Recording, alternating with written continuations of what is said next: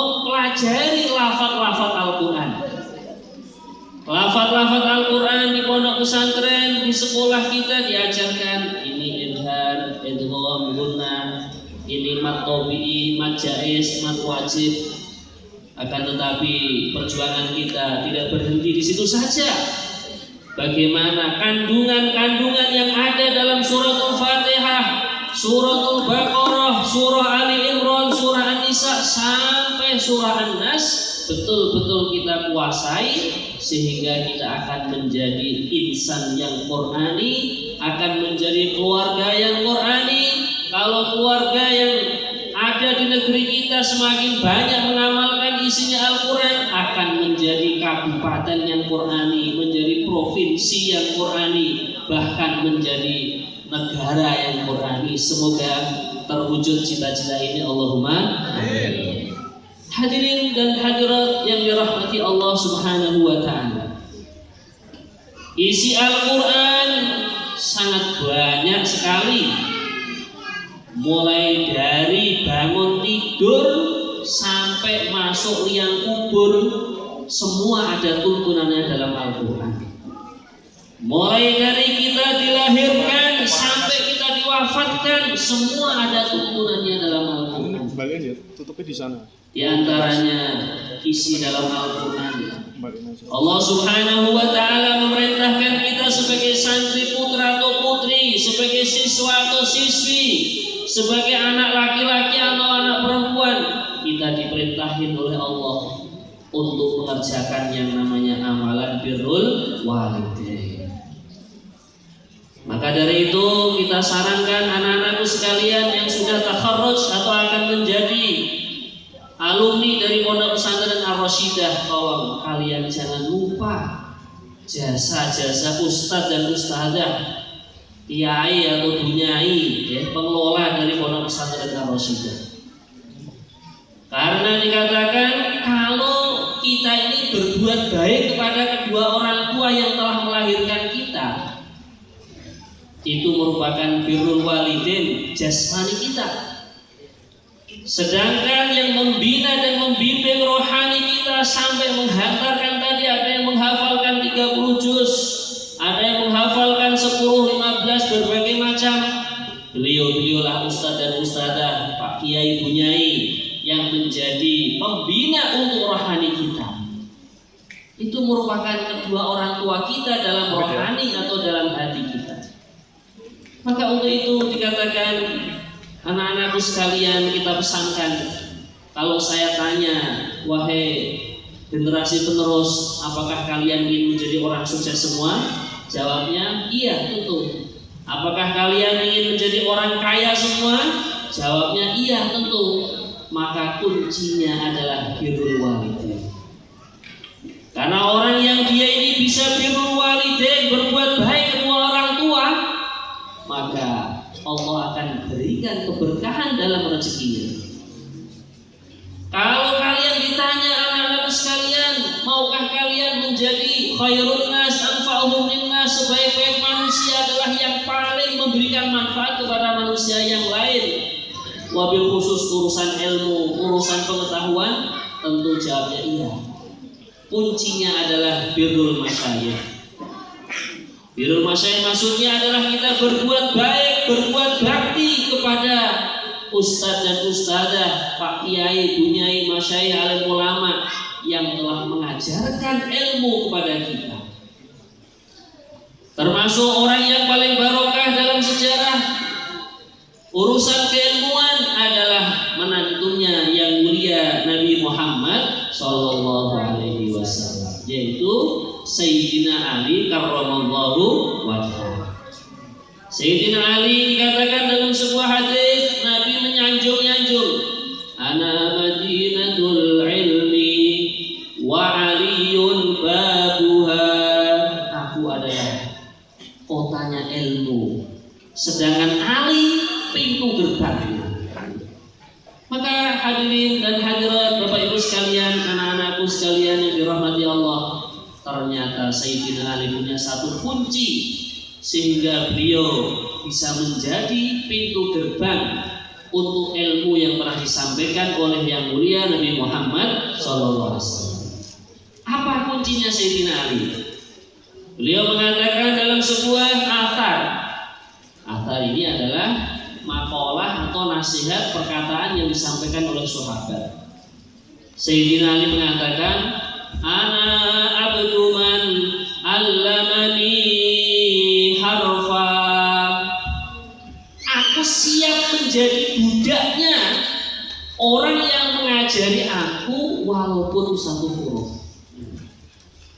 Kalau kita bayangkan anak-anakku sekalian, panjenengan semua, anda ini mulai dari kelas 1 MTS sampai kelas 3, kelas 1 SMA sampai kelas 3, sudah berapa huruf yang diajarkan oleh ustadz-ustadzah, pak guru, ibu guru? Tidak terhitung. Maka disinilah kunci Sayyidina Ali bisa menjadi orang yang berhasil dalam urusan keilmuan. Beliau siap menjadi budak. Budak ini kalau istilah kita apa ya? Pembantu, bahkan orang rendahan ya, disuruh apa saja oleh tuannya, oleh doronya, sami'na wa ata'na. Maka untuk itu hadirin dan hadirat, wabil khusus kita pesankan kepada anak-anak kita yang sedang wisuda siang hari ini, bagaimana tolong dijaga adab-adab kalian, tata krama kalian, budi pekerti kalian kepada guru-guru yang telah mengajarkan ilmu kepada kita. Sehingga yang kita harapkan nanti fulana santri putra ini, santri putri ini melanjutkan kuliah di Timur Tengah, melanjutkan kuliah di mana saja, ilmu yang telah ditimba dari Yayasan Pondok Pesantren Ar-Rasyidah menjadi ilmu yang manfaat. Allahumma amin. Hadirin dan hadirat yang dirahmati Allah Subhanahu wa ta'ala, demi menjalankan visi dan misi kita menjadi manusia insan yang Qur'ani, tolong nanti anak-anakku sekalian melanjutkan pendidikan dimanapun saja berada, lanjutkan pendidikan Quran kalian. Mungkin ada yang kuliah di Malang, di sana ada pondok pesantren. Mungkin ada yang kuliah di Surabaya, di sana juga banyak para kiai, para masyayikh yang mengelola pondok pesantren. Tolong pendidikan Quran kalian dilanjutkan. Karena apa hadirin dan hadirat? Seperti yang Allah Subhanahu wa ta'ala firmankan dalam Al-Quran surah Yusuf, wa fawqa kulli dhi ilmin alim, dan di atas setiap orang yang mempunyai ilmu, alimun, ada orang yang lebih alim lagi. Maka untuk itu kita jangan terus merasa puas kalau sudah hifdzul Quran 30 juz, jangan. Di sana masih ada ilmu yang lebih tinggi lagi. Ada yang namanya ilmu qiraah sab'ah. Seperti salah satu contoh yang kita ketahui, kita mempelajari juz amma wadduha. Nah, di sini ada imam yang membaca wadduha. Nah, ada lagi imam yang membaca wadduhe. Nah, itulah yang namanya di atas ilmu masih ada ilmu lagi yang lebih luas. Sehingga kalau kita beri gambaran seperti ini, kita tidak merasa seakan-akan sudah paling tinggi ilmunya. Sehingga seperti yang dikatakan pepatah, seperti seekor katak di dalam tempurung. Koyok kodok yang jero batoknya. Begitu tempurungnya dibuka, ternyata ada dunia yang lebih luas lagi. Salah satu contoh lagi dalam surah Al-Fatihah, ilmu yang lebih luas lagi dalam urusan Al-Quran. Seorang imam membaca Ar-Rahmanir Rahim Maliki Yaumiddin. Nah, di sini meme-nya boleh diidghamkan kepada meme yang berikutnya. Membaca Maliki dengan pendek. Kalau riwayat yang kita baca di Indonesia kebanyakan Maliki Yaumiddin. Ada Imam Nafi', Imam Abu Amr Al-Basri membacanya Maliki Yaumiddin. Dalam surah Al-Fatihah, Ihdinas Shiratal Mustaqim, ada yang membaca pakai sin bukan pakai shad. Ihdinas Shiratal Mustaqim. Bahkan Imam Hamzah dalam urusan ini membacanya pakai za. Ihdinas Shiratal Mustaqim. Maka untuk itu hadirin dan hadirat, khususon anak-anakku yang sedang diwisuda di siang hari ini, kalian tetap semangat, jangan hanya merasa puas dengan keadaan yang sudah ada ini, tapi terus keadaan yang sudah ada, prestasi yang sudah dipunyai disyukuri, alhamdulillah. Tapi terus berpacu, terus berjuang, terus mengikuti arahan hadisnya Nabi, utlubul ilma minal mahdi ilal lahdi. Carilah ilmu agama mulai dari ayunan bayi sampai masuk ke liang kubur. Hadirin dan hadirat yang dirahmati Allah Subhanahu wa taala, termasuk yang menjadikan diri kita lebih semangat untuk menjadi insan yang Qur'ani, kita ingat-ingat sabdaannya yang mulia Nabi Muhammad sallallahu alaihi wasallam, yaitu beliau mengatakan dalam hadis, khairukum man ta'allamal Qur'ana wa 'allamahu. Orang yang terbaik di antara kalian adalah orang yang mempelajari Al-Qur'an wa 'allamahu, dan mengajarkannya. Maka anak-anakku sekalian sudah menimba ilmu di pondok pesantren Ar-Rasyidah, mungkin ada yang 3 tahun, ada yang bahkan 6 tahun, wonten Bapak ya. Dari MTS sampai akhir ya. Nah, ilmu sedikit apapun yang kalian terima, tolong ajarkan kepada orang lain. 1 huruf, 2 huruf, 1 ayat, 2 ayat yang anak-anakku telah terima dari pondok pesantren Ar-Rasyidah, tolong itu diajarkan kepada orang lain, sehingga kalian nanti akan menggapai derajat sebaik-baik kalian adalah orang yang mempelajari Al-Quran dan mengajarkannya kepada orang lain.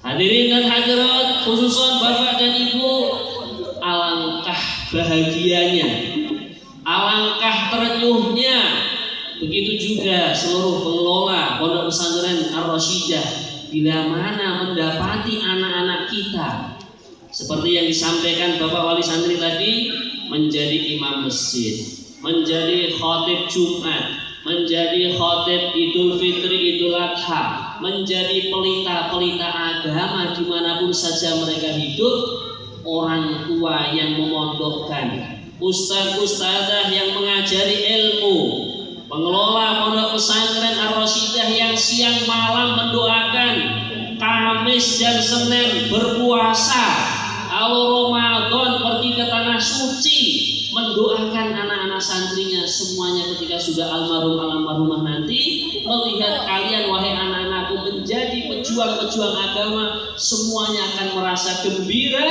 semuanya akan mendapatkan kiriman transferan ganjaran dari ilmu-ilmu yang kalian kerjakan.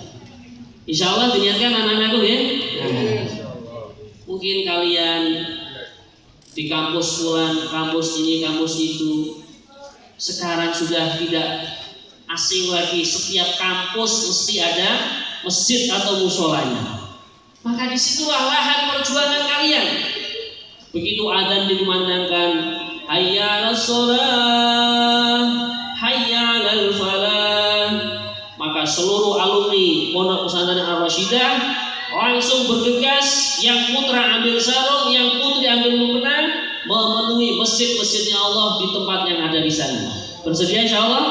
Nah, belum lagi nanti mesti anak-anakku ketika sudah ditakdirkan oleh Allah Subhanahu wa ta'ala mesti akan mengalami yang namanya ilmu rumah tangga.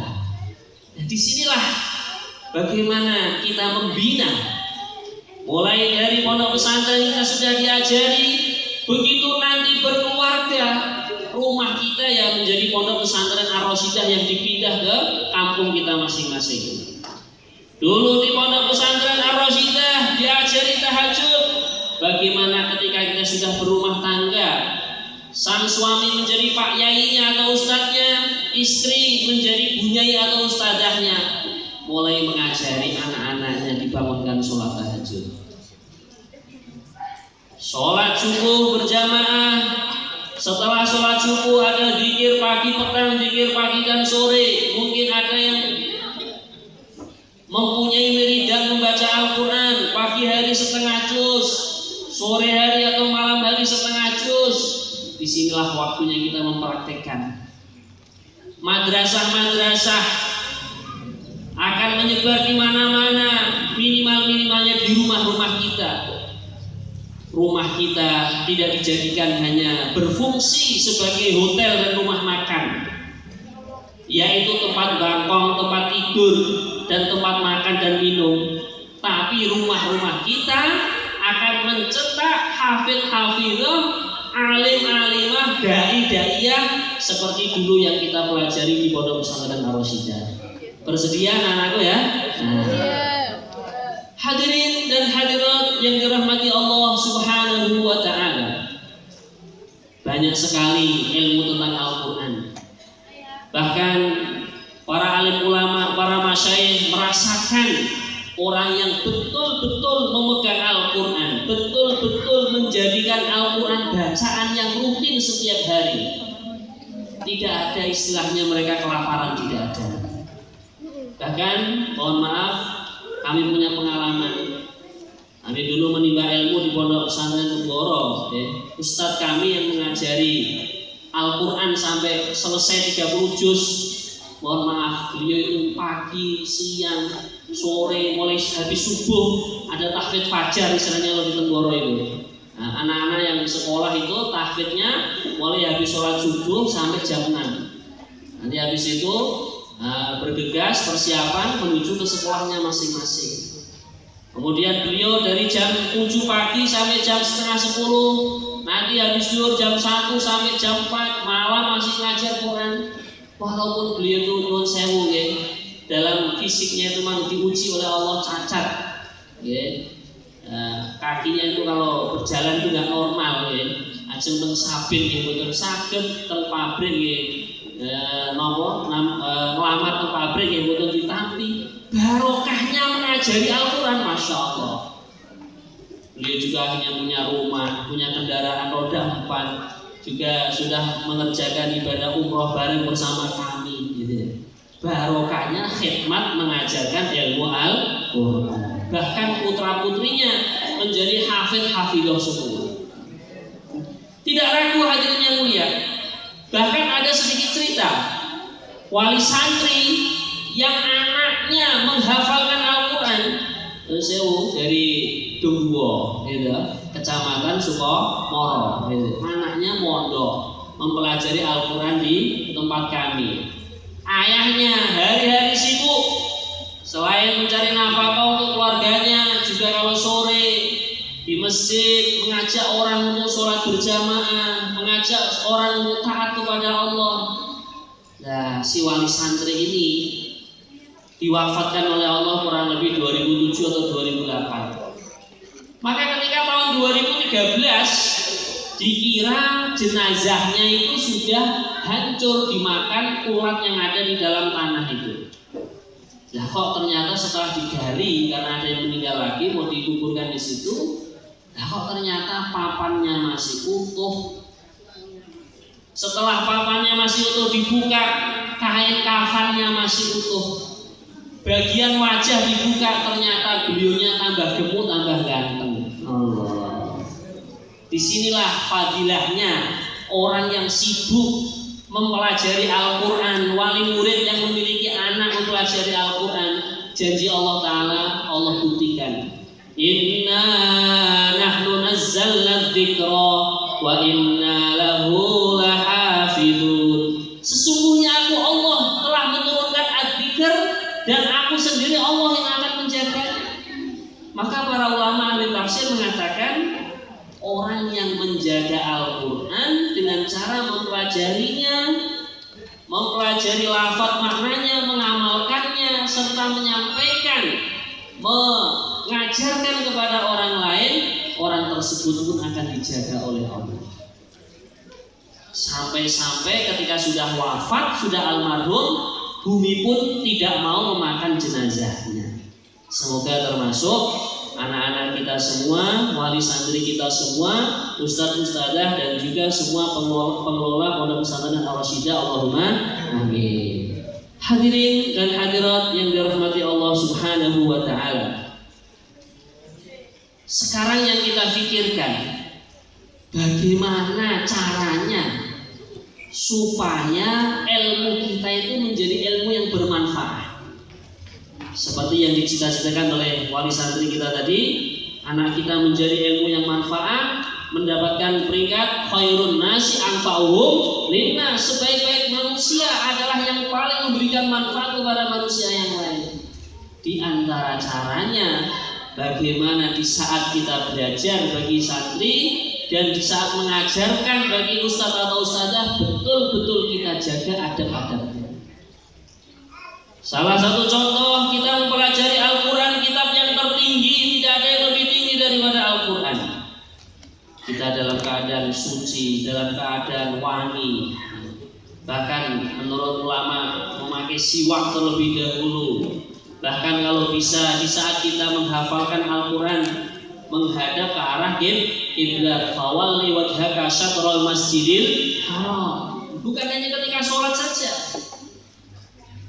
Begitu juga supaya barokah dan manfaat ilmu kita, baru mulai belajar atau baru mulai ngajar, kedua-duanya ini dari dua sisi, murid atau guru sudah meniatkan, Allahumma inna nas'aluka ilman nafi'ah. Ya Allah, aku minta kepada Engkau ilmu yang bermanfaat.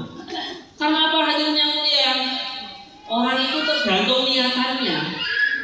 Di dalam kitab Riyadhus Shalihin jilid pertama, ya, halaman bab pertama itu diterangkan, Nabi bersabda, innamal a'malu binniyat wa innamal likulli imri'in ma nawa. Sesungguhnya setiap amal itu tergantung niatannya. Nah, ini mohon maaf Pak Guru atau Bu Guru, Ustadz atau Ustadzah, kok hanya asal-asalan masuk kelas, nanti awal bulan tanda tangan erek-erek dapat gaji, ya sudah, itu yang ia dapatkan. Begitu juga seorang santri putra santri putri, yang penting isi absen. Nanti kalau pengurus pondok laporan ke orang tua anaknya aktif, ya itu saja yang ia dapatkan. Akan tetapi ketika dia niat, ya Allah, aku niat mempelajari Al-Quran, ya Allah, aku niat mengajarkan Al-Quran. Bagaimana ilmu yang aku ajarkan, ilmu yang aku pelajari betul-betul barokah dan manfaat. Dan ini ada kisah nyata hadirin dan hadirat. Termasuk guru kami pernah bercerita, Yai Haji Ubaidil Al-Ahrar. Beliau Masya Allah hifdzul Qurannya luar biasa. Beliau ketika belajar di Pakistan, mengambil sanad hadis di sana. Ketika sudah mau pulang, itu bisik-bisik sama kawannya. Yang kawannya dari Jakarta tadi tanya duluan, Gus nyuwun sewu, nanti panjenengan kalau pulang ke Temboro, pulang ke Indonesia, pengennya jadi apa? Maka jawabnya Gus Ubed itu, Mas, nanti saya pengen punya pondok besar, santri saya banyak, ilmu Quran saya banyak yang menyerap, banyak yang mengambil, dan semua santri-santri saya itu nanti dimanapun saja berada, mereka jadi imam-imam masjid, jadi khotib-khotib Jumat, jadi asbab-asbab kebaikan di mana-mana. Akhirnya Gus Ubed tanya ke temannya, lah kamu Mas nanti kalau pulang gimana? Alah Gus, saya kan orang Jakarta. Saya melihat di Jakarta itu pekerjaan yang paling nyantai kelihatannya kok jadi satpam aja ya. Jadi satpam duduk di depan pintu gerbang, disediakan kopi sambil merokok. Nanti awal bulan erek-erek nerima gaji.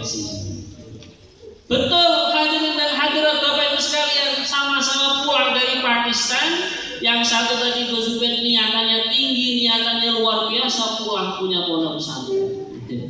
Di santri Temboro kemarin jumlah terakhir jumlahnya semua secara keseluruhan baik yang di pusat atau yang di cabang ada 43.000. Wah itu banyak sekali Ustaz. Belum banyak Bapak Ibu sekalian. Karena menurut data masjid yang ada di Indonesia itu 1 juta masjid. Maka kita memerlukan imam minimalnya 1 juta hafid Quran. Semoga Allah kabulkan. Ini baru imam yang pokok, belum imam pengganti. Namanya manusia kadang ada acara menghadiri walimahan, takziah, ya. Nah perlu imam pengganti. Maka cita-cita di pondok pesantren kami minimalnya akan mencetak 2 juta bahkan sampai 3 juta hafid Quran. Semoga Allah kabulkan. Amin ya. Nah, maka dari itu hadirin dan hadirat, bagaimana anak-anak kita yang sedang wisuda pada pagi hari menjelang siang ini semua ilmunya diberkahi oleh Allah. Amin. Menjadi santri yang soleh dan solehah. Amin. Berbakti kepada kedua orang tuanya dan juga berbakti kepada ustadz dan ustadzahnya, dan juga kita berharap dan berdoa kepada Allah semoga pondok pesantren Yayasan Ar-Rasyidah selalu diberkahi oleh Allah, menjadi asbab tersebarnya ilmu Al-Quran, menjadi asbab tersebarnya ilmu-ilmu syariat yang telah dibawa oleh yang mulia Nabi Agung Muhammad Sallallahu Alaihi Wasallam. Allahumma amin.